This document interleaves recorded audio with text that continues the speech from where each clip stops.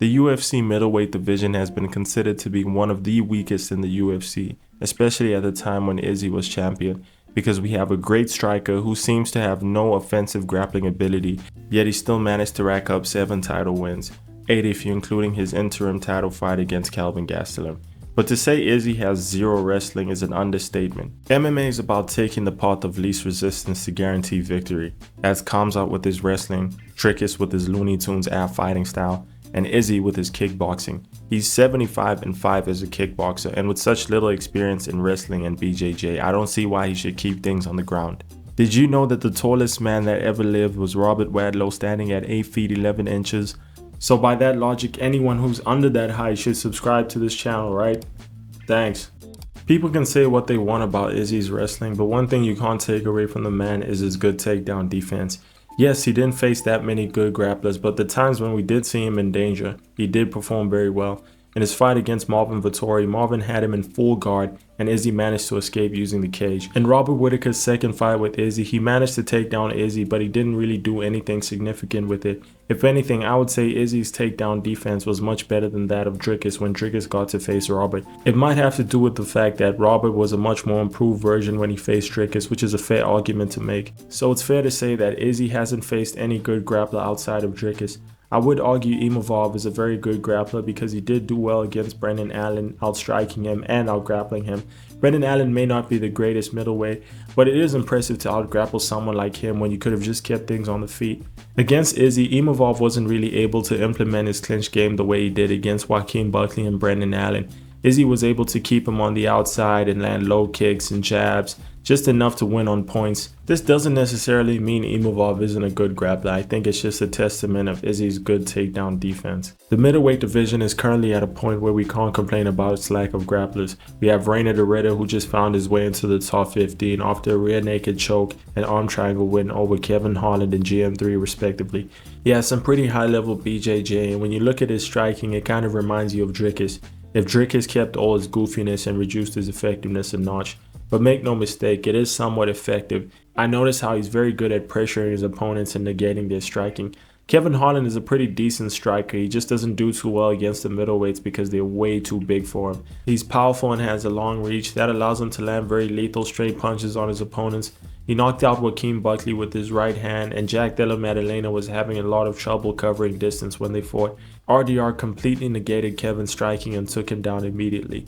He had the same approach against Leandro Ataides, who's a fighter in one championship. He's one of the bigger guys, so RDR was having a little trouble taking him down, but he was still able to clinch and completely negate his striking. This guy may not be the highest level fighter, but make no mistake, Leandro Ataides has some dynamite in his hands, and he just wasn't that effective against RDR because of the pressure, the clinching, and the takedown threat.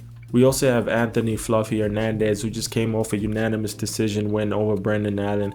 I think he's one of the best fighters in the division and one of my favorite to watch in general. He had a rough start to his UFC career, losing to Mark Perez and Kevin Holland, but ever since then he's proven that he's one of the most well-rounded fighters in the UFC. He's not that gifted physically, so there's only so much he can do in the striking department offensively, but defensively I think he can stand with anyone in his division. He went up against Roman Kopylov, who's a seasoned kickboxer, yet Anthony was the one landing the right hand on multiple occasions. I also appreciated his distance management. It may have had a lot to do with the fact that there was a takedown threat, so Roman was a little bit more hesitant. He then got a second round rear naked choke finish.